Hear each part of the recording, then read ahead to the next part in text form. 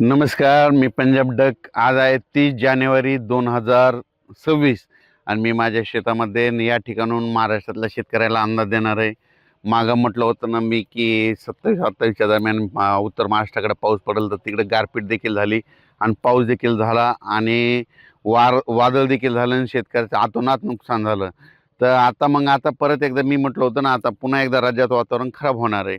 तर मग हे कधी होणार आहे? तर त्या अगोदर माझा शेतकऱ्याला विनंती आहे की तुमचं ज्यांच्याकडं तूर असल, कोणाचा हरभरा काढायला आलेला असेल, तर मका काढायलेली आले असेल, तर त्या सर्व शेतकऱ्याला सांगू इच्छितो की हा अंदाज लक्षात घ्यायचा. तर राज्यामध्ये आज आहे 30 जानेवारी 2026 आणि येणाऱ्या 3 तारखेला म्हणजे 3 फेब्रुवारीला, म्हणजे फेब्रुवारीच्या पहिल्या आठवड्यात 3 फेब्रुवारी, 4 फेब्रुवारी आणि 5 फेब्रुवारी दरम्यान राज्यात परत एकदा वातावरण खराब होणार आहे. म्हणून हे अंदाज लक्षात घ्यायचा. मग ते नेमकं कुठं होणार आहे? तर तुम्हाला सांगू इच्छितो, राज्यात ते वातावरण पूर्व विदर्भ, पश्चिम विदर्भ, उत्तर महाराष्ट्रामध्ये ह्या 3 विभागामध्ये राज्यात वातावरण खराब होणार आहे. आणि 3 विभागामध्ये सगळीकडे पाऊस पडणार नाही, पण तुरळक भागात काही ठिकाणी पाऊस पडणार आहे. आणि मराठवाड्यात देखील काही भागात देखील तुरळक भागात येणार आहे. सर्वदूर मराठवाड्यात काही येणार नाही. त्याच्यामुळे हे अंदाज सर्व शेतकऱ्यांनी लक्षात घ्यायचा. पश्चिम महाराष्ट्रात फक्त ढगाळ राहील, म्हणून हे देखील पश्चिम महाराष्ट्रातल्या शेतकऱ्यांनी अंदाज लक्षात घ्यायचा. त्याच्यानंतर निपाणी, कर्नाटक, तामिळनाडू त्या तंबाखू शेतकऱ्यांना तुम्हाला सांगू इच्छितो की तुम्ही तुमचं तंबाखू काढणं चालू ठेवा, कारण की तुमच्याकडे काही हे पाऊस येणार नाही. हे फक्त पाऊस विदर्भातच येणार आहे. मग तुम्हाला एक सांगू इच्छितो, हे नेमका पाऊस कोणत्या कोणत्या जिल्ह्यातल्या काही भागामध्ये येऊ शकतो. तर तुम्हाला सांगतो, सुरुवातीला आपण बुलढाणा जिल्हा घेऊ. बुलढाणा जिल्ह्यामध्ये मेकर तालुका, त्याच्यानंतर नांदुरा, जळगाव, खामगाव, जळगाव जामोद, त्याच्यानंतर इकडं अकोला ह्या परिसरामध्ये तुरळक ठिकाणी 3, 4, 5च्या दरम्यान काही भागातच पाऊस येणार नाही, सगळीकडे पडणार नाही. म्हणून हा अंदाज बुलढाणा जिल्ह्यातल्या सर्व शेतकऱ्यांनी लक्षात घ्यायचा. रिसोडकडे देखील जाईल, वाशिमकडे देखील जाईल, शिरपूर जैनकडे देखील असणार आहे. त्याच्यानंतर ते पाऊस अमरावतीकडे, अकोल्याकडे तुरळक भागात पडणार आहे. त्याच्यानंतर वर्ध्याकडे तुरळक भागात राहील, नागपूरकडे तुरळक भागात राहील, चंद्रपूरकडे निसर्ग थेंब येतील, यवतमाळ भागामध्ये तुरळक भागामध्ये जिल्ह्यामध्ये कुठेतरी थेंब येतील. म्हणून हे यवतमाळ जिल्ह्यातल्या शेतकऱ्यांनी अंदाज लक्षात घ्यायचा. हिंगोली जिल्ह्यात काही सगळीकडे पडणार नाही, काही भागातच तुरळक अंशातच थेंब पडतील. म्हणून हे लक्षात घ्यायचं. त्याच्यामुळे हिंगोली जिल्ह्यातल्यानी काही चिंता करायची गरज नाही. नांदेड जिल्ह्यामध्ये फक्त ढगाळ वातावरण राहील, म्हणून नांदेड जिल्ह्यातल्या शेतकऱ्यांनी हा अंदाज लक्षात घ्यायचा. लातूर जिल्ह्यामध्ये फक्त ढगाळ वातावरण राहील, तिकडे काही पाऊस येणार नाही, त्यामुळे काही चिंता करायची गरज नाही. परभणी जिल्ह्यात देखील एवढा काही पावसाचा काही फरक पडणार नाही. फक्त परभणी जिल्ह्याचा जे इकडला भाग आहे, म्हणजे जिंतूर तालुका, शेलू तालुका ह्या पट्ट्यामध्ये तुरळक ठिकाणी कुठंतरी थेंब येतील, सगळीकडे पडणार नाही. त्याच्यामुळे परभणी जिल्ह्यातल्या शेतकऱ्यांनी हा अंदाज लक्षात घ्यायचा. जालना जिल्ह्यामध्ये भोकरदन, कन्नड, जाफराबाद, सिंदखेड राजा ह्या पट्ट्यामध्ये मात्र तिकडल्या भागात मात्र थेंब येणार आहेत. तिकडल्या शेतकऱ्यांनी तिकडल्या जालना जिल्ह्यातल्या त्या भागामध्ये पाऊस पडणार आहे. म्हणून हा अंदाज जालना जिल्ह्यातल्या शेतकऱ्यांनी लक्षात द्यायचा.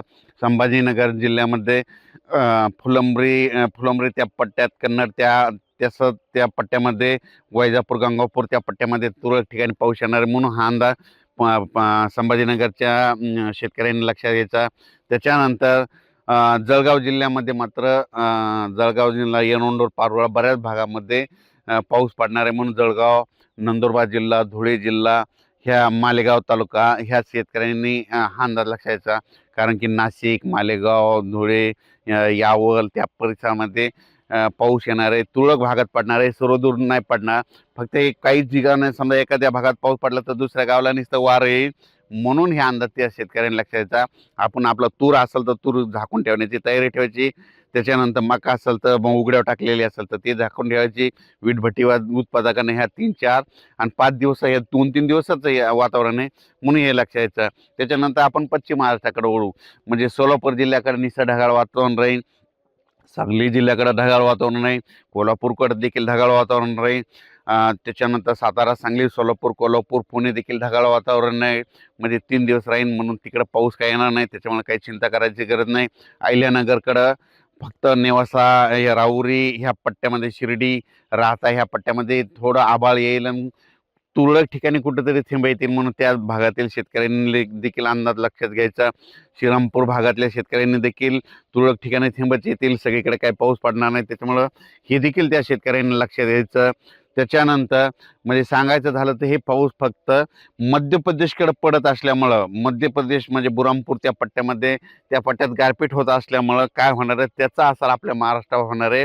त्याच्यामुळं मध्य प्रदेशचे जे सीमालगतचे जिल्हे आहेत, मग त्याच्यामध्ये जळगाव जिल्हा झाला, नंदुरबार जिल्हा झाला, धुळे जिल्हा झालं, बुलढाणा जिल्हा, घाटाच्या खाली नांदोरा, घाटाच्या खाली, त्याच्यानंतर इकडं परतवाडा, अचलपूर, दर्यापूर ह्या पट्ट्यामध्ये काय होणार, त्या पावसाचा थोडाफार असर होणार आहे, तुरळक भागात पडणार आहे, सर्वदूर काही पडणार नाही.